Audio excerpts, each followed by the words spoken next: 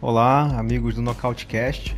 Meu nome é Lucas Rezende, eu sou redator lá do sextoround.com.br, também escrevo para o site bloodyelbow.com e hoje o meu amigo Davi me encarregou dessa difícil tarefa, que é resumir a carreira do Georges St-Pierre. E antes de começar a me aprofundar em qualquer assunto que remeta à carreira desse cara, é preciso estabelecer logo no início que esse franco-canadense é uma lenda do MMA. Quer retorne ao octógono, quer não. Agora que a gente já esclareceu esse ponto, resta apenas uma interrogação. O que o GSP fez em todos esses anos de carreira que o torna um ícone e uma referência mundial para fãs, outros lutadores e promotores de eventos? Sinceramente, é até um pouco inexplicável. Definir a essência do St-Pierre ou de qualquer outro astro assim não é tão simples quanto desmontar um boneco e listar suas peças. No entanto, nós podemos enumerar algumas das qualidades primordiais que tornam ele fora de série, deixando a mística como elemento de surpresa, né? Primeiramente, eficiência. Creio que essa seja a característica principal do St-Pierre. Já existiu um lutador mais eficiente do que ele dentro do octógono? Um sujeito pragmático, sabe? Quando enfrenta um striker, ele é o wrestler. Se o oponente fosse um especialista em derrubadas, o St-Pierre metralhava ele com jabs. É um estrategista também, um karateca que chegou ao MMA sem dominar o combate agarrado e se firmou como um dos amassadores mais aterrorizantes dos meio-médios até hoje. Aí você pergunta, amassadores? Então amarrão, né? Mas aí, apesar de carregar essa má fama de monótono dentro do octógono, especialmente após aquela traumatizante e surpreendente derrota por nocaute para o Matt Serra, o GSP se apresentou um fenômeno contraditório nesse sentido. Por quê?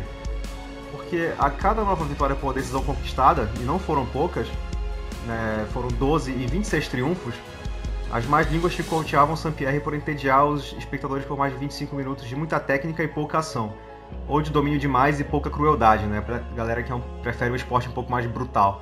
Antes da chegada de cometas como Conor McGregor, Nate Diaz e John Jones e outros fenômenos também, antes do esporte adquirir as proporções que tomou hoje, o GSP liderava a card de pay-per-view e chegava a vender mais de 900 mil pacotes em múltiplas ocasiões. No UFC 129 em 2011, lá em Toronto, no Canadá, né, terra dele, a estrela da casa espatifou os recordes de bilheteria ao vender 55 mil ingressos e lotar toda a arena, gerando um lucro de 11 bilhões de dólares em 2011, né? Então você calcula como seria nos dias de hoje.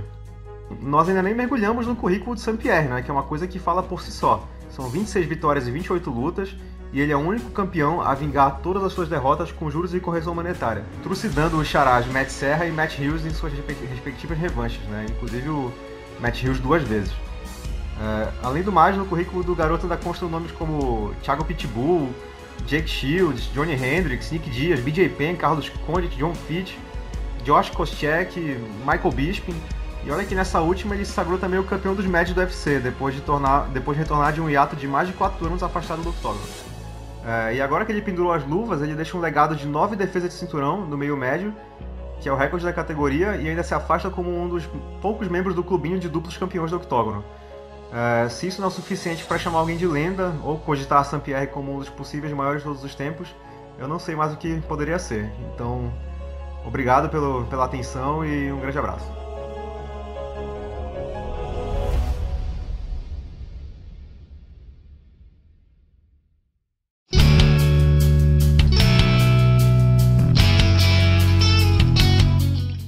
Nocautecast 12, 12ª edição do nosso podcast sobre MMA.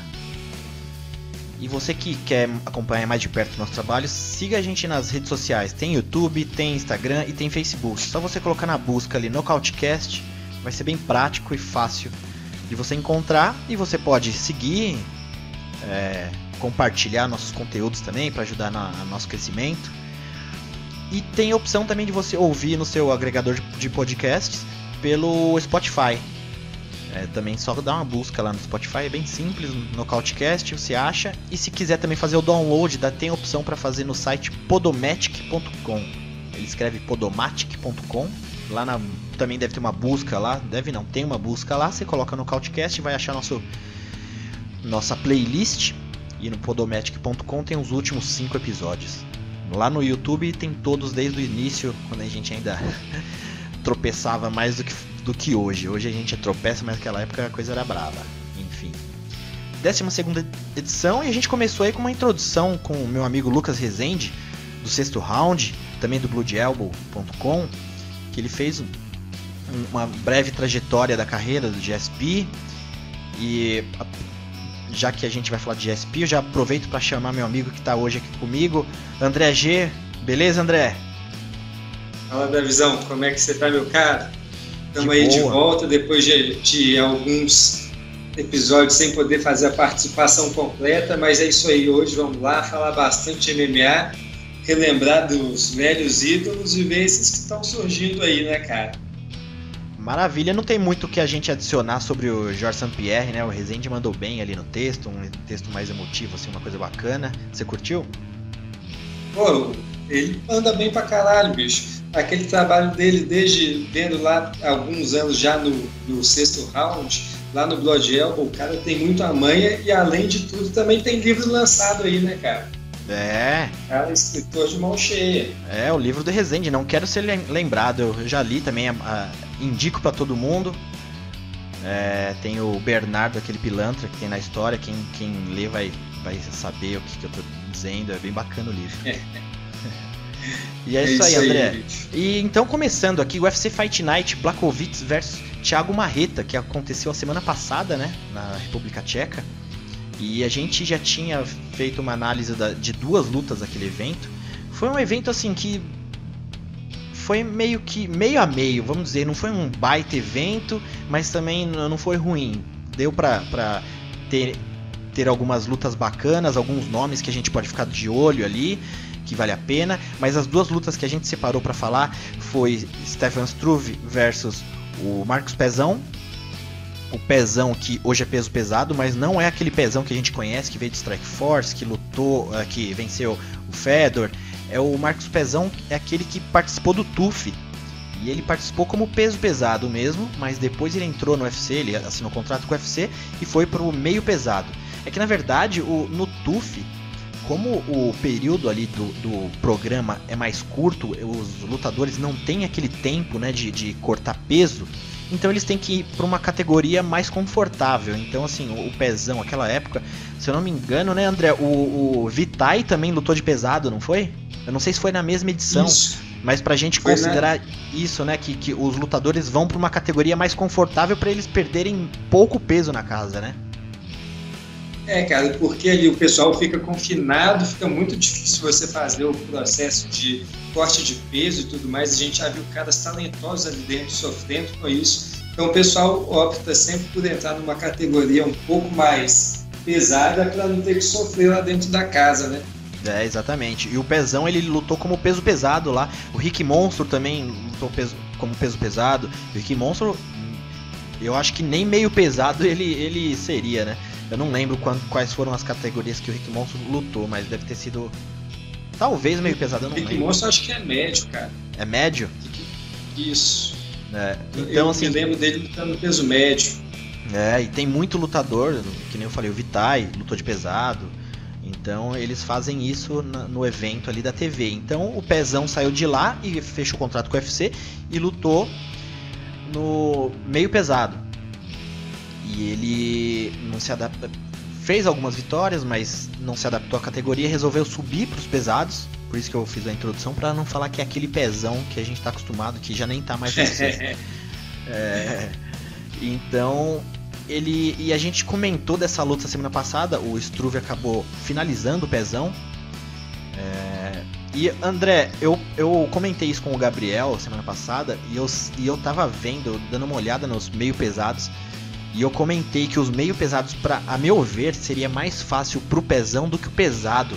E olha que ele pegou o Struve, que da semana passada pra cá deixou de participar do ranking do peso pesado. Ele nem era mais ranqueado. Então, para você ver que um cara que tava ali, que ele era, acho que 15º, que é o último do ranking, e ele acabou saindo na última troca, né, do ranking, o pezão perdeu para um cara que ainda nem é ranqueado. E eu acredito que para ele é mais jogo meio pesado mesmo, mas André, eu tenho a impressão que ele foi para os pesados por problema de não gostar muito de bater peso, ou também não sei se o cara já começa a colecionar muita derrota, desanima da categoria. O que você acha? Cara, eu acho que ele quis ficar um pouco mais, tirar essa pressão, né, de ter que bater o peso, de ter que fazer uma dieta ali um pouco antes do período de luta, mas eu acho que assim ficou visível que nessa categoria de peso não é para ele fica meio desleixado, ele fica com o corpo muito inchado, ele fica muito grande, dá para ver que ali tem bastante gordura sobrando que ele poderia queimar para ter um resultado melhor no peso meio pesado, né, cara? E é complicado, porque ele já não é um cara muito rápido, ele sobe para uma categoria onde as pessoas têm uma absorção melhor e tem um punch maior. Então eu concordo com você, acho que no meio pesado para ele estaria melhor, além de que ele tem aí, né, seu background no kickboxing, e acho que para quem tem esse tipo de background é mais fácil subir ali fora do ranking do meio pesado do que fora do ranking dos pesados, cara. Pois é. E ele acabou perdendo por um Katagatame do Struve. A gente comentou no último podcast aqui, eu e o Gabriel, que a gente tava falando que o Struve é um cara que ele não aproveita tanto da envergadura dele, mas ele é um cara meio sinistro, ele é meio chato pra finalização, porque ele já tinha finalizado alguns lutadores, por mais que ele tenha um jeitão grande, meio desengonçado assim, no chão ele consegue se resolver bem, né, André? Isso mesmo, cara. A gente via desde o começo da carreira do Stefan Struve que ele sempre teve uma facilidade, até por ter, né, membros longos, né, braços e pernas longos, ele tinha uma facilidade para conseguir alguns estrangulamentos, para conseguir triângulo e tudo mais. E é sempre a área onde que ele é mais perigoso, mesmo ele tendo algum poder de nocaute, já nocauteou inclusive o Stipe Miocic, né? Mas a gente sabe que realmente aonde que ele leva mais perigo é ali no jogo de solo, e eu fiquei surpreso do Marcos Pezão tentar esse tipo de luta com ele, né? Ir para a luta agarrada e insistir na luta agarrada, porque a luta inteira eu acho que o Stefan Struve não soltou nenhum soco, cara. Eu acho que foi o Pezão batendo e derrubando a luta inteira. Eu acho que terminou a luta com a única coisa que o Struve conseguiu foi finalizar a luta, não foi isso? Foi, exatamente. E eu tô dando uma olhada aqui na carreira do Struve, é que assim, nós tivemos dois lutadores que resolveram se aposentar, né? O GSP e o Struve. O GSP a gente fez a homenagem no começo ali com o Rezende, mas o Struve, ele, por mais que ele não era mais ranqueado, ele sempre foi um nome ali, um expoente ali nos pesos pesados, né? Porque ele é um veterano e ele tem muita luta pelo UFC, né? E eu tô vendo aqui que ele estreou no UFC em 2009, foi 10 anos isso. E ele deu um azar que ele estreou já com o Cigano, né? Que ele foi nocauteado, né? Isso, já tem muito tempo isso, cara. Ele foi nocauteado bem rápido, acho que o primeiro round deve ter dado nem 2 minutos de luta, o Cigano já estava botando ele para dormir. Mas, se eu me lembro bem, logo depois daquilo ele emendou uma sequência muito boa, ele chegou até perto da disputa do cinturão uma época, inclusive quando ele passou pelo Stipe Miocic, eu acho que ele tinha coisa de 9 ou 10 vitórias em 12 lutas, era alguma coisa assim, ele estava muito bem, isso em 2012, né? Isso, ele tem uma sequência meio que irregular, ele vence 3 lutas, perde uma, aí vence mais 2, aí perde, aí vence mais 4, então ele teve essa irregularidade no ranking, no recorde dele, né? E de 2013 pra cá que começou a encrencar pra ele, porque ele começou a ter muita sequência de derrota. Então ele perdeu pro Hunt, perdeu pro Overeem, aí venceu o Minotauro. Então, assim, ele é um lutador, além de veterano, de estar há muito tempo, ele é um expoente porque ele também tem um perfil diferenciado, né, André? Ele é um cara enorme, assim, ele tem um carisma legal, ele parece ser um cara bacana, então ele sempre esteve ali nos pesados, né? E, assim, como lutador, tecnicamente, ele já era um cara que, como ele já estava no 15º, até chegou a sair nesse último período dele no UFC, ele saiu do ranking do UFC, e já é uma categoria bem devastada para um cara que, com o nome que o Struve tem, que ele tem um nome razoável no UFC, ele já não estava conseguindo nem ficar mais dentro do top 15, né, André? Pois é, cara. Mas o Stefan Struve, ele tem um histórico, né, de problemas de coração. Ele teve um problema, acho que ali foi logo após... Agora eu não me lembro qual luta exatamente, mas ele teve um problema lá por volta de 2013, 2014. Ele teve que ficar um tempo parado, ficou fora do octógono, achou que ele não ia poder, né, os médicos haviam dito que ele não poderia mais competir, não poderia mais voltar a lutar. Ele foi após a luta contra o Mark Hunt, aquela que ele soltou, tomou aquele nocautaço, quebrou o maxilar e a porra toda. Ele ficou muito tempo por conta de problema de coração, e nessa luta agora ele disse ao final que os problemas aparentemente não cessaram, ele continua, né, com esse problema, as cirurgias, os tratamentos deles não funcionaram, e isso em parte é um dos motivos para ele estar se aposentando agora. Lembrando que ele ainda é um cara muito novo para essa divisão, né?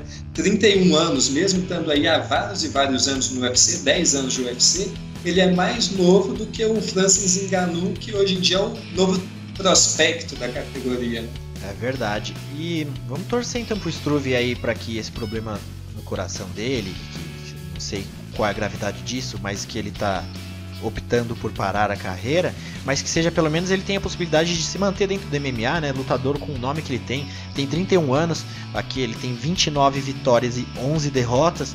Então, assim, esses caras, eles podem ainda tentar continuar na academia. Ele tem um biotipo, como tem um biotipo diferenciado, ele pode servir para ajudar muito o lutador a se preparar contra lutadores grandes. Então, assim, ele parou de lutar profissionalmente, mas acredito que ele vai se manter no MMA, e toda a sorte pro Struve. André, dando sequência aqui, o normal seria a gente já falar da luta do Marreta, mas pra gente aproveitar o gancho das participações, eu queria colocar aqui já o Gabriel Satter para falar dos casamentos, né? Que geralmente o Gabriel faz os casamentos dos vencedores dos eventos, e assim, o Struve venceu, mas aposentou.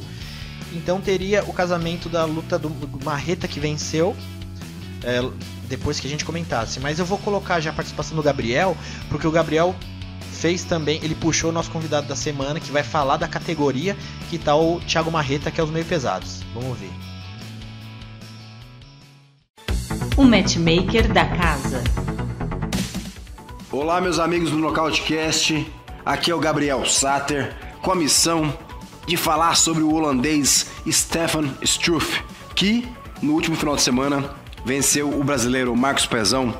Pezão começou melhor, né, com um cruzado, derrubou o holandês, que caiu fazendo guarda.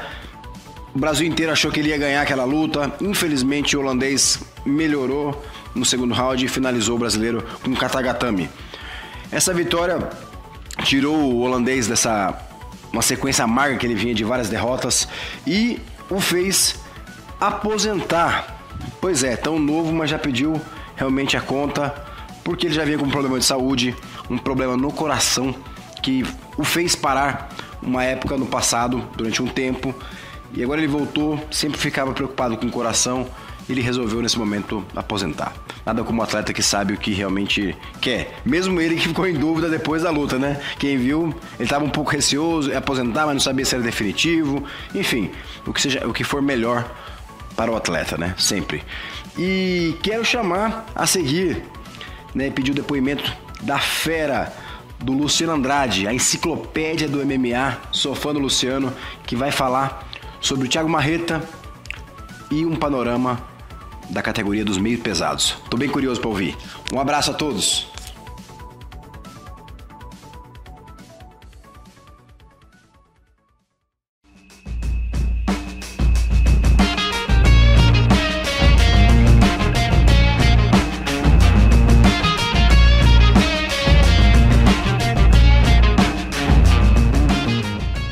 categoria dos meio pesados já não é mais tão difícil como era antigamente. Tem pouca gente, está sendo reconstruída, tem bons lutadores, muitos ali num nível próximo. Tem um lutador que claramente não é só o campeão, mas é o melhor da categoria, o Jon Jones. E 2 caras que têm chances reais, sei lá, mais chances de derrotá-lo. Só que um seria o Daniel Cormier, que está no peso pesado por enquanto, não sei se volta para o meio pesado, já foi derrotado pelo Jon Jones 2 vezes. E outro seria, né? Não sei mais se tem chances reais, porque seria o Gustafsson, que fez uma grande luta com o Jon Jones, a primeira luta entre eles, e na segunda foi atropelado. Então, tem pouca gente, não é uma categoria na qual é difícil um cara que consegue várias vitórias consecutivas chegar no topo e disputar o cinturão.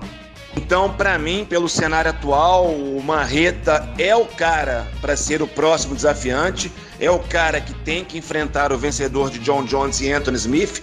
Claro que zebras acontecem, a gente já viu de tudo no MMA, mas é muito improvável uma derrota do Jon Jones. Então, para mim, mais para frente, o Jon Jones confirmando o grande favoritismo que ele tem na próxima luta, tem que ser Jon Jones e Marreta. Porque quem está na frente do... O ranking não foi atualizado. Quem está na frente do Marreta? O Cormier, que subiu. O Gustafsson, que foi atropelado pelo Jon Jones, como eu falei. O Anthony Smith, que é o próximo desafiante, já perdeu para o Marreta na categoria de baixo, que valoriza o passe do Marreta para enfrentar o campeão, seja o Jon Jones ou o Anthony Smith. E o Corey Anderson estava empatado com o Marreta, mas é um cara que não tem apelo nenhum, não tem por que disputar cinturão de jeito nenhum, não agora. O Ozdemir, que já disputou também, perdeu para o Cormier. E o Jan Blachowicz, que estava na frente do Marreta, né? Como eu falei, o ranking não foi atualizado e foi atropelado pelo Marreta, sendo que o Marreta é um cara nocauteador, é um cara que luta para frente, que luta solto, que agrada ao pessoal do UFC, ao público do evento, que gosta de lutadores com essa característica. Então tem que ser o Marreta. Caso aconteça uma grande zebra na luta do Jon Jones com o Anthony Smith, ainda assim não tem por que não ser o Marreta, e talvez abrisse caminho pro Gustafsson disputar novamente o cinturão, porque o UFC tem desejo que ele chegue lá no topo, até que ele seja campeão, por que não? Interesse comercial, mas aí se for interesse comercial é melhor ainda para o UFC um brasileiro ser campeão. A gente não tem mais nenhum campeão homem, então fora alguma lesão, algum imprevisto, para mim tem que ser Marreta e o vencedor de Jon Jones e Anthony Smith no final de semana, provavelmente Marreta e Jon Jones. Não vejo por que botar o Marreta para lutar mais uma vez, tem que ir pro cinturão na próxima. Então é isso, campeão, não temos nenhum campeão homem, foi boa, né? Não temos nenhum campeão, só uma campeã, né? E então, de qualquer maneira, é impressionante como, de modo geral, mudou o cenário do UFC pro Brasil, né? Esse ano acho que está bem promissor, acredito que a Jéssica derrote a Ana Mayunas em maio. O Marreta é complicado ser campeão, mas ele é o cara que merece disputar. E temos aí também o Marlon Moraes com chances reais de ser campeão peso galo. Ano bem promissor. Espero que então faça a coisa certa e o Marreta dispute o cinturão daqui a alguns meses.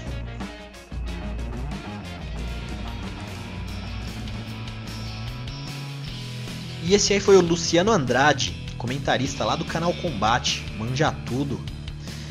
O cara é impressionante, a cabeça do Luciano, que ele lembra de luta, de detalhes nas transmissões, ele dá detalhes assim e ele fala, não, isso foi em 2008, na luta não sei quem, manja pra caramba, né, André? O cara é sensacional, tem hora que ele puxa uns detalhes, alguns acontecimentos ali que, cara, até pra gente lembrar fica difícil, o cara realmente, e ele tem a manha, né, cara? Eu gosto de ver quando ele tá comentando lá, eu particularmente acho bem bacanas. Eu também. Ele e o Carlão Barreto. Os dois fazem a diferença, né, cara? Fazem, os dois estão ali juntos. Exatamente. Gosto bastante dessa dupla. E ele traçou um panorama interessante aí, só também lembrando que o Luciano ele me mandou a participação dele e ainda não tinham atualizado o ranking, né, André? Que o Marreta ele foi para a 4ª posição do meio pesado, né? Isso, foi justamente o que o Luciano falou que poderia acontecer, né, cara? O cara gabaritou nessa daí. Exatamente. E então, aproveitando que ele já traçou, a gente fala agora para depois comentar da luta principal do evento seguinte. E a luta do Marreta, André, eu tava assistindo e eu tenho mania de pegar e ficar... Eu coloco no WhatsApp, eu tenho um grupo eu comigo mesmo, né? Tipo um grupo vazio no WhatsApp que eu coloco um monte de coisa, texto, alguma coisa que eu lembro, eu preciso guardar. E quando tem evento do UFC assim, essas lutas que a gente vai comentar, eu costumo ficar assistindo e vou colocando ali. Ah, a luta tá legal, o primeiro round foi bacana, o primeiro round eu acho que tal pessoa ganhou, tal pessoa perdeu.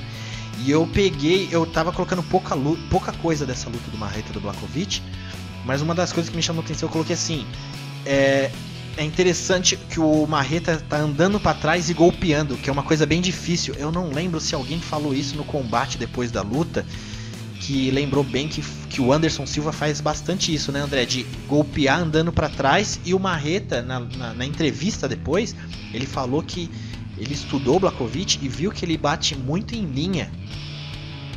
E batendo em linha, ele consegue fazer esse movimento de andar pra trás e fazer o contragolpe, né?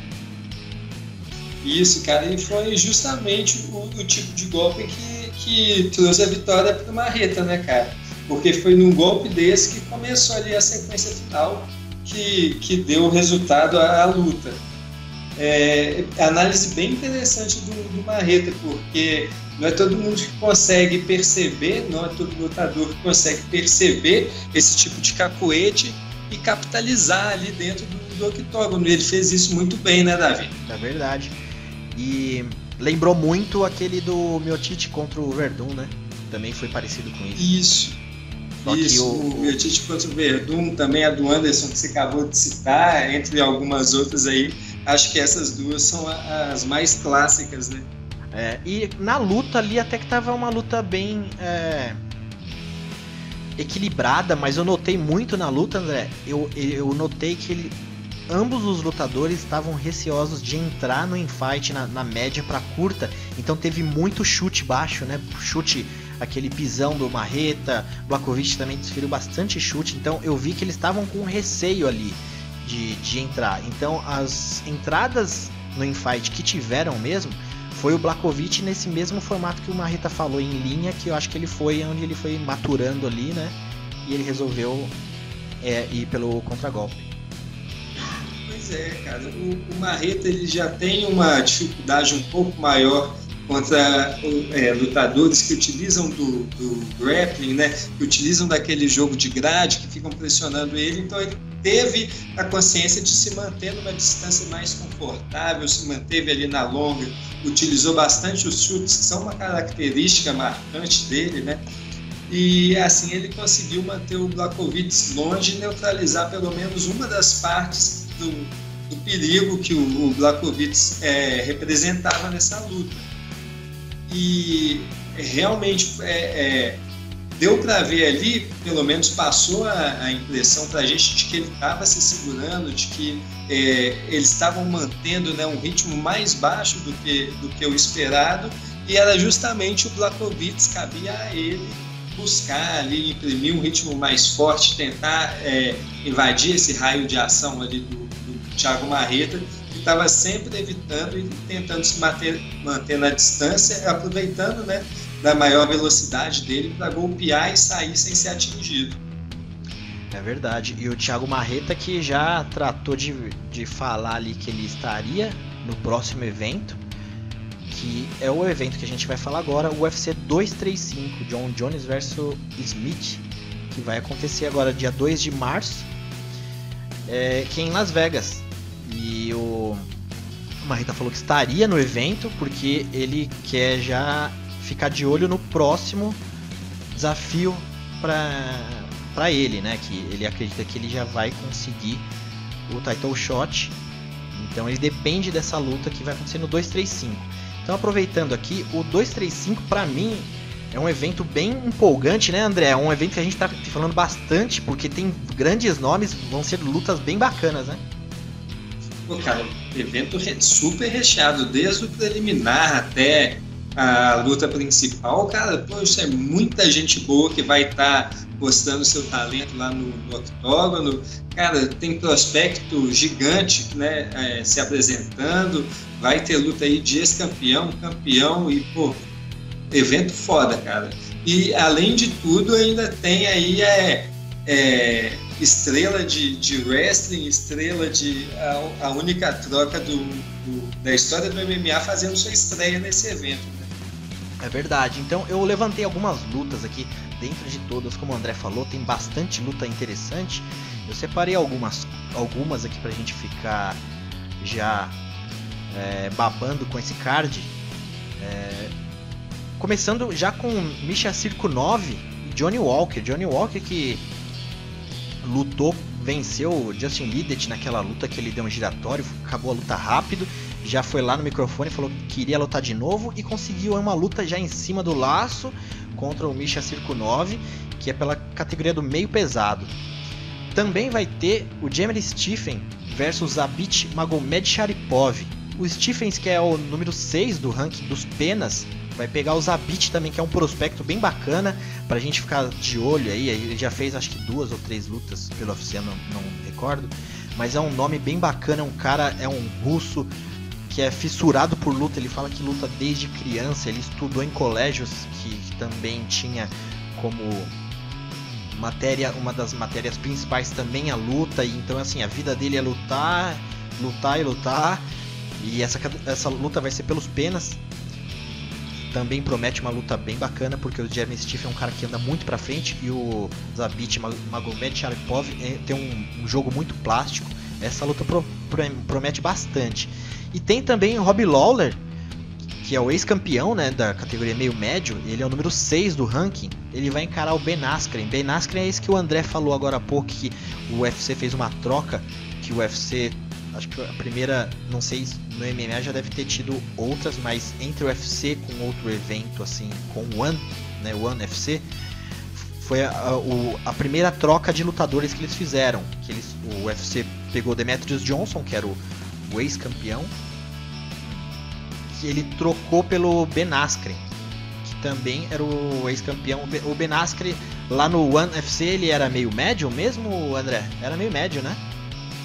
Isso, na verdade, cara, o que acontece? Lá no Ben Askren, lá no One UFC, alguns anos atrás, eles tiveram um problema com um lutador que acabou vindo a falecer depois do corte de peso, em resultado do corte de peso.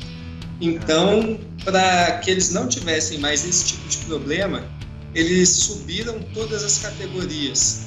Então, ele lutava lá pelo peso meio médio, mas meio médio lá ele tinha que bater 85 quilos. Não, peraí, eu acho que... Deixa eu conferir aqui se é isso mesmo. Mas é algo acima, assim mesmo. 85 isso. Pra gente pensar, é o médio do UFC, nosso, né? Do UFC, que vai até 83, né? O Anderson Silva, enfim. Isso, ele exatamente. Aí tem essa diferença de peso, mas lá como acho que a pesagem era no mesmo dia, então ele não vai ter problema. Ele lutou a carreira dele inteira até 2014, 2015, batendo 77 quilos, isso não vai ser problema para ele. Bacana. E essa luta também promete bastante, porque a gente quer saber como que vai vir o Ben Askren, né? Que é um cara com muito gabarito no wrestling, campeão de muita coisa, e no One ele era campeão também. Contra o Robbie Lawler, que é um ex-campeão, recente ex-campeão, faz pouco tempo que ele perdeu pro Tyron Woodley, e parece ser uma luta bem bacana. E uma outra luta também legal, que também deixa a gente empolgado para esse card, é o Cody Garbrandt, que é o número 2 da categoria dos galos do UFC, que ele é um ex-campeão, aquele cara que perdeu pro TJ Dillashaw, venceu o Dominic Cruz. Ele vai lutar com o brasileiro Pedro Munhoz. Pedro Munhoz também é um nome bem bacana pra gente ficar de olho, para quem não acompanha tanto. Ele já fez algumas lutas no UFC, ele é um lutador bem cerebral, ele é bem completo, e ele hoje, atualmente, ele está como número 8 da categoria dos galos. E ele vai lutar com o Cody Garbrandt, que é o número 2. Então daí vai sair alguma coisa boa. O Garbrandt está querendo garantir ali o espaço dele entre os top 3 ali, para ele já conseguir galgar uma disputa de título. E o Munhoz, se ganhar, ele vai dar um pulo. Ele pode, se ele conseguir, né, trocar de posição com o Garbrandt no ranking do UFC, ele pode chegar até ser o número 2. E vindo agora, a gente então vai passar para a segunda luta, a segunda disputa de cinturão que vai ter nesse evento, que vão ser duas disputas. E o Main Event vai ser Tyron Woodley versus Kamaru Usman, que é a disputa de cinturão pelo meio médio. E é uma luta que promete bastante, né, André? São dois lutadores, como a gente já vem falando em alguns podcasts passados. A gente falou bastante do Demian, que o Demian já tinha pego o Usman, o Woodley. Tem o cinturão interino também da categoria, o Colby Covington, que ele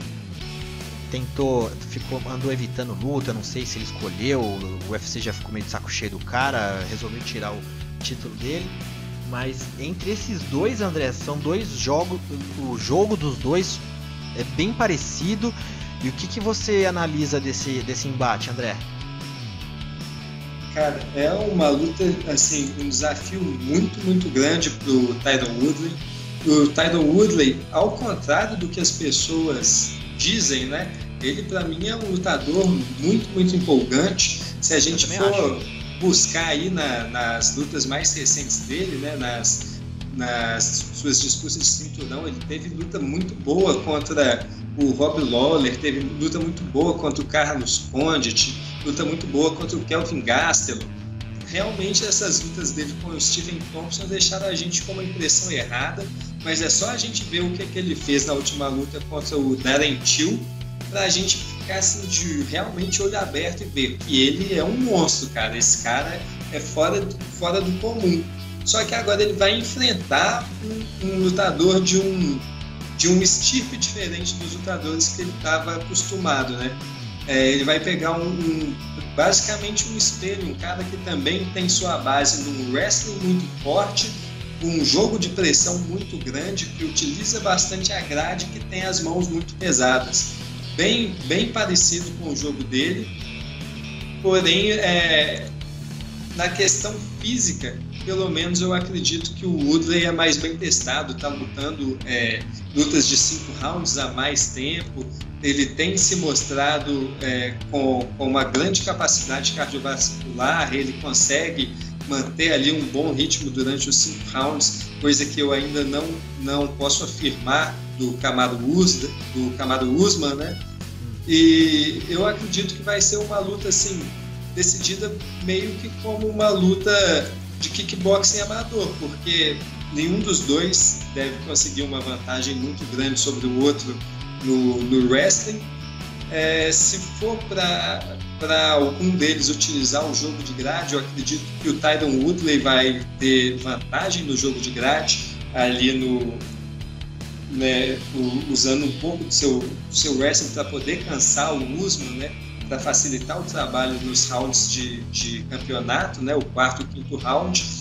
E também eu vejo o Tyron Woodley com o jogo em pé um pouco mais polido, ele troca melhor, ele tem o boxe um pouco mais alinhado, né? Ele não depende tanto desses golpes singulares, do overhand principalmente, que é o carro-chefe ali do Kamaru Usman, ele não necessita tanto disso. Então eu vejo o Tyron Woodley um pouco à frente do Kamaru Usman, mas esse é talvez o desafio mais complicado que a gente vê aí do Woodley em muito tempo, Davi. E você, o que você está achando dessa luta? Tá empolgado? Eu concordo com você. Não, empolgadíssimo. Baita luta. Mas é o que você falou. Eles, por terem um jogo muito parecido com relação ao grappling, pode ser que um evite o outro, ou que o jogo não case, né? Não dê resultado no sentido assim que qual palavra que eu poderia usar? Não dá liga, assim, não dá continuidade. Um tenta fazer com o outro e o outro bloqueia. Então, assim, eles vão ter que partir para uma luta em pé, provavelmente mesmo, de trocação. O Woodley, é isso que você falou mesmo, ele é mais experiente, ele tá vindo mais de lutas de 5 rounds, de lutas principais de evento, de defesa de cinturão. Mas o Usman que só tem uma derrota na carreira, acho que foi lá em 2013, 2012, 2013. Ele é um cara que ele é mais novo, ele tem 31 anos, o Woodley ele já tem 36, 36 dali já começa a acender a luz amarela, né, André, nessa questão de lutador de MMA, já é uma idade que já não é o mesmo pico de todas as valências. O Marcelo Alonso, eu vi ele falar umas coisas bem interessantes, que ele acredita que o ápice de um lutador de MMA é aos 30 anos, isso de acordo com o que ele analisa de vários campeões, assim, quando você pegar a carreira entre os 30 e 31 anos, é ali o topo da capacidade de um lutador. De 31 pra frente, até pra quem tem mais de 30 anos, que é o meu caso, sabe que o negócio já começa, a curva começa a degringolar. Mas o Woodley é um cara inteligente. Eu acho que o Kamaru Usman, ele tem a explosão a seu favor, né? Ele é um cara jovem, forte, ele é muito explosivo, mas o Woodley tem um poder de evasão também, que ele é bem inteligente e ele sabe usar a inteligência numa luta. Eu acho que ele tem mais QI de luta do que o Usman, e o Usman tem mais explosão do Tyron Woodley, por isso que eu acho que essa luta é tão interessante, que promete tanto. Então assim, tudo pode acontecer, pode ser uma luta chata, que os dois vão tentar não querer perder, o outro evitar de ganhar, não sei, mas se colocar no papel, é uma baita luta, né, André? Ah, cara, eu tenho pra mim que muito difícil de sair uma luta chata daí, viu? Grandes chances de um dos dois acordar com a lanterninha do doutor ali, muitas chances mesmo de eles serem nocauteados aí rapidamente até. São dois caras que golpeiam com velocidade e muita potência. Desculpa. E assim, cara, vai ser um show. Vai ser cara, talvez até mais interessante do que a luta principal. Para mim, esse é realmente o evento principal do card, é a luta entre os dois. É uma luta que já é bem antecipada e é muito bom, né, Davi? A gente poder ver um campeão defendendo seu cinturão contra um desafiante legítimo da sua categoria, coisa que hoje em dia, pelo menos no UFC, já não é mais o comum, já não é o que acontece mais frequentemente, né, cara? Exatamente, é o que você falou mesmo, é uma disputa real. Eu tô procurando aqui, eu tenho um texto que o André Azevedo mandou no grupo do Sexto Round, que fala dos campeões. Eu não sei se eu joguei num grupo que a gente tá em comum, André, eu acho que eu joguei no Nocautecast, mas vira e mexe eu linko o meu celular, então eu não tenho mais aqui. Mas eu sei qual que você tá falando, eu vou mandar de volta para você daqui a pouquinho. Mas é isso que você falou mesmo, é uma disputa real. Foi bacana porque eles pularam o Colby Covington, que era o campeão interino, que ele disputou o interino como foi o Rafael dos Anjos, não foi? Foi isso mesmo. Só que o Colby Covington ele acabou vencendo o Rafael dos Anjos, mas depois teve tanto chamado para lutar contra o Kamaru Usman quanto para lutar contra o Tyron Woodley, e ele recusou as duas lutas, né? Exatamente, então a gente tá feliz aí que enfim saiu essa luta do Usman versus Woodley. Como você falou, são desafiantes reais.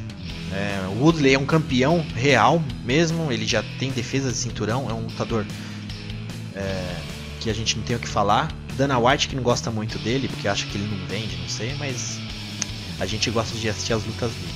E aproveitando então, André, que a gente já estava falando que a gente acredita que essa luta seja mais importante até do que a principal, vamos para ela então. John Jones versus Anthony Smith pela categoria meio pesado. E André, eu vou te falar que essa luta,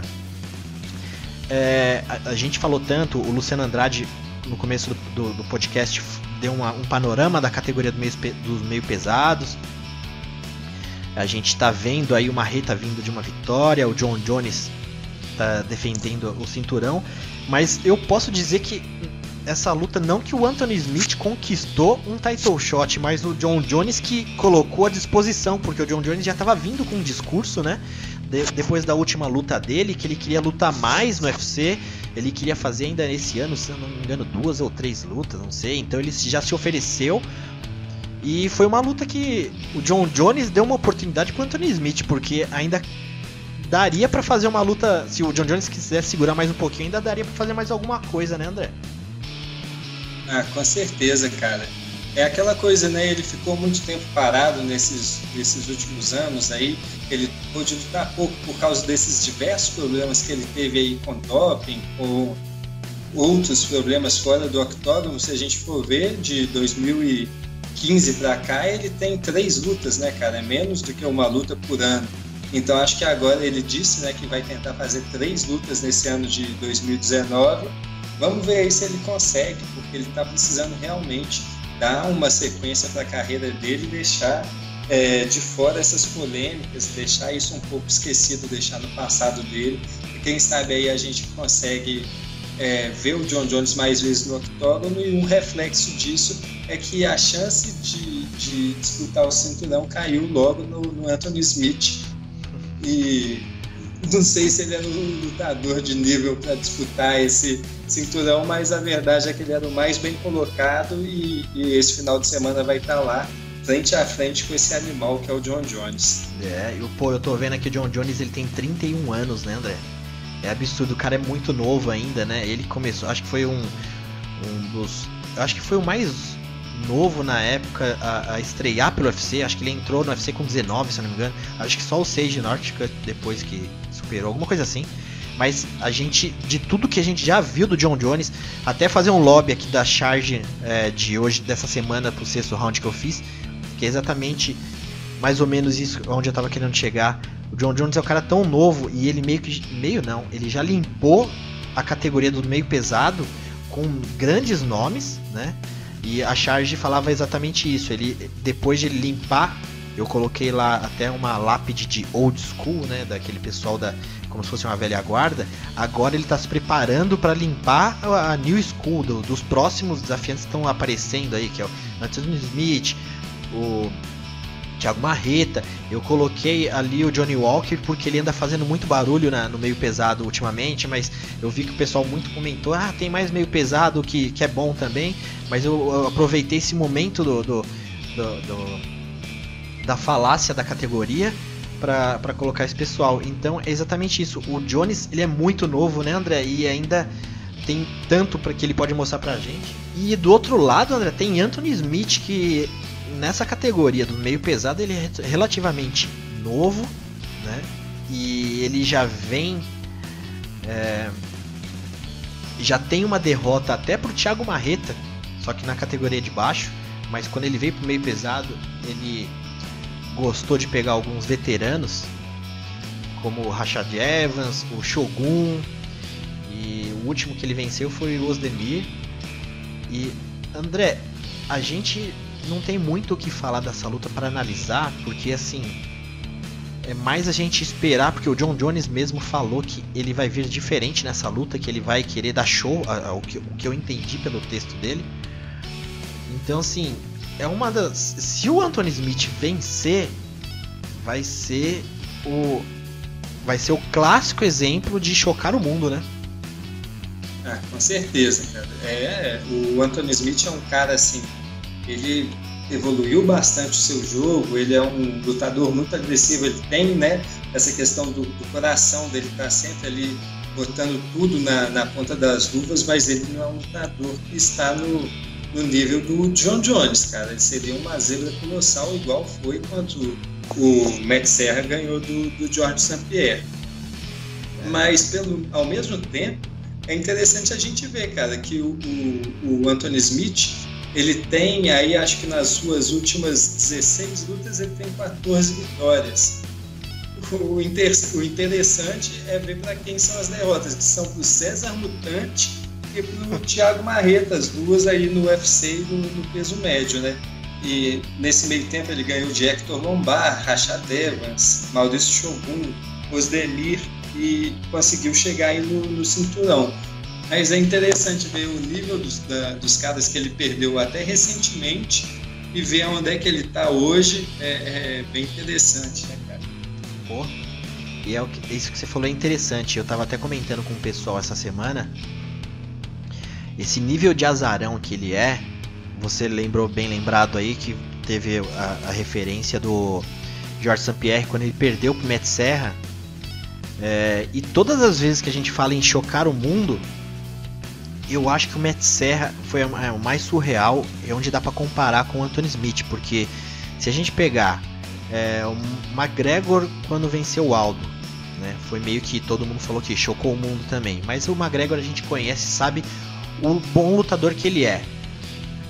Holly Holm versus a Honda, também foi usado esse termo de chocar o mundo, mas a gente vê a qualidade que tem a Holly Holm também dentro da categoria, né? Então, se a gente pega exemplos, eu acho que o Matt Serra era um que a gente falava que jamais venceria o Georges St-Pierre, e esse exemplo do Anthony Smith é bem próximo disso. E André, você acha que se o Anthony Smith venceu o John Jones, supera o Matt Serra vencer o Georges St-Pierre ou tá abaixo? Tipo, pound por pound do azarão, o que você acha? Pergunta difícil, hein? Me jogou no mato, Davi. Porra, cara, vou te dizer, viu? Mas assim, eu não acho que supera não, viu? No nível que eles estavam lutando, o Matt Serra, ele tinha muito pouco para oferecer pro Georges St-Pierre, cara. Ele tinha muito pouco. Ele era um cara bem meio de tabela. Vindo do TUF na época, né? Chegou lá na época por causa do TUF, né? Não foi nem por questão de ter uma sequência boa de lutas igual o Anthony Smith tem agora. Foi mais porque ele conseguiu ali a vaga para o título conquistou no TUF. Então eu acho que continuaria sendo a zebra das zebras, continuaria sendo do Matt Serra. Eu vi no Embedded do UFC que eles fazem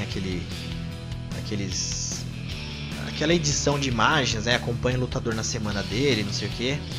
Teve um momento do Anthony Smith que ele falou assim: o John Jones é um lutador muito bom, mas eu sou um lutador melhor. Eu fiquei pensando nessa frase. O cara tem que ele tem que pegar um post-it, colocar na frente dele, André, essa frase e ler até ele acreditar, porque é difícil. Vai ser difícil, cara. Acho que nem a mãe dele deve acreditar nessa frase. Tem um Embedded que é clássico, que quando o Vince Sampro lutou com o John Jones, e o Sampro, antes de ser lutador de MMA, ele foi jogador de futebol americano, né? E ele tá num evento de futebol americano ali, dando autógrafo pra molecada, tudo. Aí tem um cara, que eu não sei quem é o cara, mas tava ali com ele, deve ser alguém famoso, não sei. Aí o cara, você vai lutar no UFC? Eu vi que você tem uma luta marcada, né? Aí o Sampro, eu tenho sim. Aonde vai ser? Vai ser em Las Vegas. O cara, pô, bacana, hein? E quem que você vai lutar? Aí ele, eu vou lutar com o John Jones. O cara, pô, que legal. Aí o cara, peraí, você falou John Jones? Tipo, a reação do cara é impagável. Imagina o Anthony Smith falando pra todo mundo, né? Pô, eu vou lutar com o John Jones. É a mesma coisa, acho que é quase que a gente falar que vai lutar com o John Jones. Não que a gente chega próximo ao Anthony Smith, mas em relação ao John Jones é isso mesmo. É bem complicado. E André, o Marreta, ele falou uma parada interessante, né? Que perguntaram pra ele qual seria o plano dele se ele encarasse o John Jones.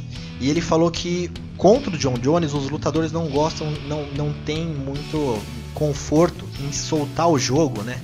Então, se você pegar realmente os lutadores que mais deram trabalho pro John Jones, foram aqueles que fazem coisas que lutadores comuns não fazem. Mas assim, Lyoto Machida, ele assustou um pouco o John Jones, o Vitor Belfort, mas assim, foram situações onde você não se coloca seguro em fazer contra o John Jones. É até aquela parada que a gente andou falando do Anderson Silva com a Adesanya, do respeito, de você respeitar, sabendo que se você tomar uma ação, tiver uma iniciativa, vai ter uma iniciativa contrária ali e talvez até mais pesada contra você. E o Marreta falou exatamente isso. Os lutadores têm medo de soltar o jogo, então vai naquele chá com pão contra o John Jones, tentando achar uma brechinha, não sei o que. E o Marreta, né, André, ele tem um jogo bem interessante de chute de pernas, assim, ele tá rodado, ele tem um background no kickbox bacana. E o que você acha que o Anthony Smith poderia fazer contra o John Jones, assim? Porque o Anthony Smith, ele é um lutador que tem já algum tempo no UFC, mas de diferente, ele não mostrou grandes valências, né? Ele ganhou várias lutas importantes, de formas bacanas, mas ele não demonstrou algo que a gente possa, pô, se o Anthony Smith tivesse coragem de soltar, sei lá, se ele tem um golpe, o UFC gosta muito de falar signature moves, né? Tipo, um golpe de, como seria? Tipo, um golpe padrão do cara, né? Se ele tivesse um golpe e falasse, ó, puta, eu acho que naquilo ali pode ser que o John Jones pode cair, se ele tiver coragem. O que você acha que o Anthony Smith poderia ter contra o John Jones pra tentar alguma coisa, André? O Anthony Smith, ele tem, na verdade, uma arma, essa arma que levou ele até essa disputa de cinturão, que muitas vezes a gente despreza, mas é fundamental para um lutador ter sucesso na sua carreira, que é o coração dele, cara. Tanto que tá lá no apelido dele, né? O coração de leão. Bicho, ele tem essa questão de ele tá ali e sofre muito dano e consegue passar por aquilo, ele tá em situações adversas e consegue sobreviver e passar por aquilo, ele não se entrega, ele na raça ele consegue ali sair de uma situação adversa. E se ele tivesse alguma chance, em algum momento seria disso, de uma hora ele estaria num ground and pound violento do John Jones, ele conseguir de maneira milagrosa sair dali de baixo, pegar um braço, pegar um pescoço, mas a chance disso, eu vou te dizer, cara, de 1 a 100 eu acho que é 0, viu? Complicado. E eu acho que é isso, né, André? A gente pode ficar aqui mais 2 horas, 3 horas falando dessa luta, porque a gente pode levantar várias possibilidades, imaginar como o Anthony Smith vai perder, como ele vai apanhar, mas não vale a pena, vamos esperar, porque quem sabe, né, ele pode surpreender aí, a gente vê a melhor noite do Smith contra uma pior noite do John Jones, também tem essa possibilidade. E acho que é isso. Você tem alguma coisa a adicionar desse UFC 235, André, que você tem em mente aí, que você gostaria de falar? Davi, eu só quero reforçar uma coisa que eu falei ali atrás, aquela hora que você me perguntou da questão do peso lá do ONE FC, e só para deixar claro que a questão lá do peso é exatamente isso. As classes de peso são uma superior às que o UFC, que a Comissão Atlética de Nevada, eles adotam. Então, o peso meio-médio lá no ONE FC é o mesmo peso do peso médio aqui, né? Lá quem luta no peso meio-médio luta com 83,9 quilos e aqui luta com 77. E uma outra coisa que eu queria colocar, só para finalizar, que assim, tem na verdade uma outra arma aí, especial aí para o Anthony Smith, que pode muito bem dar a vitória para ele, pode muito bem dar esse cinturão para ele aí, que é a grande chance do John Jones fazer merda, usar doping de novo e cair mais uma vez na malha fina da usada. Eu ainda só vou conseguir segurar aí a empolgação quando chegar os resultados da usada, falar que o John Jones está limpo, sem picograma nenhum no corpo, aí eu vou falar, beleza, mas até então ainda tem essa chance aí pro Anthony Smith. Eu ouvi falar, é que hoje eu acompanhei poucas notícias do MMA, mas eu vi uma chamada, não sei se você chegou a ver isso, André, falando que a Comissão Atlética ela vai divulgar antes da luta os resultados do John Jones. Você viu alguma coisa disso? Pô, cara, eu não vi essa notícia, não vi isso, mas eu escutei em algum dia para trás, li passando o olho em alguma notícia falando que ele estava com o exame limpo, completamente limpo, mas pode ser por conta disso daí. A gente pode confirmar depois, também ir atrás dessa informação, mas se eu não me engano a usada colocou isso hoje, falando que ela vai divulgar o exame do Jones antes da luta. O Dana White nessa hora não deve passar um pelo, né? Com certeza não, bicho. Aquele medo da cagada acontecer de novo.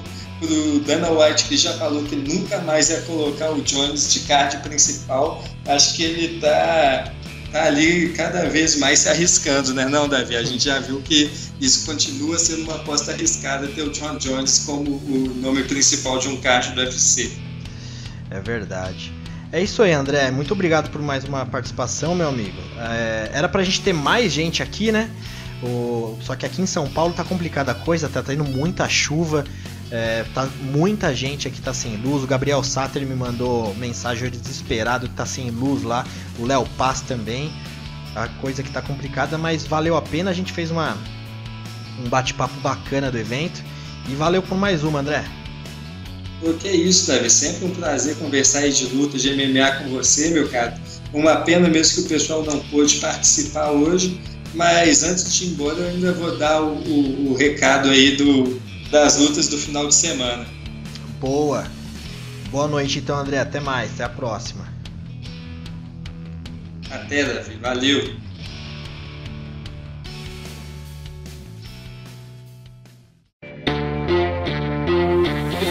Eventos do final de semana. Fala, rapaziada, fim de semana de festa, carnaval chegando na área e pelo jeito as organizações vão deixar o UFC sambando sozinho aí na passarela do MMA. A única exceção é o Cage Warriors, que vai fazer seu evento de número 102, vai ser lá em Londres. Os caras que disputam aí com o Bama qual é o principal evento lá da ilha, e o pessoal vai fazer um evento colocando o título dos pesos médios em linha, coisa boa, vários prospectos europeus, vários prospectos do Reino Unido, tá certo? Vale a pena a gente conferir as lutas desse card, vai ser na sexta-feira agora, tá certo? Já na próxima semana a gente volta. Só lembrando aí, para quem não conferiu as lutas do Road FC da semana passada, teve alguns nocautes sensacionais, algumas coisas muito bacanas que rolaram nesse evento. Joelhada voadora, teve nocaute com 7 segundos, vale a pena ver os vídeos aí, tá certo, galera? Agora vamos todo mundo curtir o carnaval, beber bastante, tá certo? Mas com responsabilidade, respeito ao próximo. É isso aí, a gente volta na próxima semana já comentando várias coisas bacanas que vão acontecer tanto no cenário internacional quanto nacional. Abraço, rapaziada, bom carnaval e até a próxima.